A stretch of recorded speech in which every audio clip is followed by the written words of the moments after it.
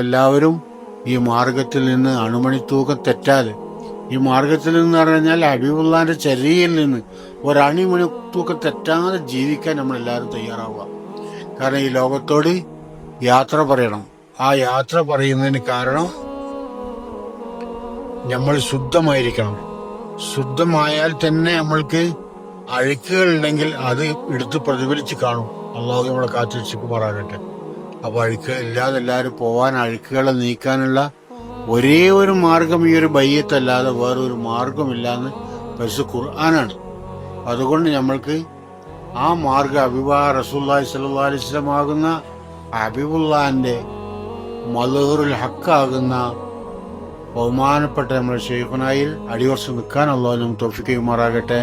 നമ്മുടെ സിൽസില മശായിഖന്മാർ, അതാണ് നമ്മളെ കബീല. ആര് ചോദിച്ചാലും അന്തസ്സായിട്ട് പറയാൻ പറ്റാവുന്ന കബീലയാണ് നമ്മളെ കബീല. നമ്മളെ വാപ്പ ഒറിജിനൽ അഹ്ലുൽ ബൈത്താണ്. നമ്മളെ വാപ്പാന്റെ വാപ്പി, അവിടുത്തെ വാപ്പി, അവിടുത്തെ വാപ്പി, അവസാനം ചെന്ന് മുട്ടുന്ന വാപ്പ അലി കറമുല്ലാഹു തങ്ങളും അതും ഒറിജിനൽ അഹ്ലുൽ ബൈത്താണ്. പിന്നെ നമ്മളെ ഉമ്മ ഫാത്തിമ റളിയല്ലാഹു അൻഹ അതും ഒറിജിനൽ അഹ്ലുൽ ബൈത്താണ്.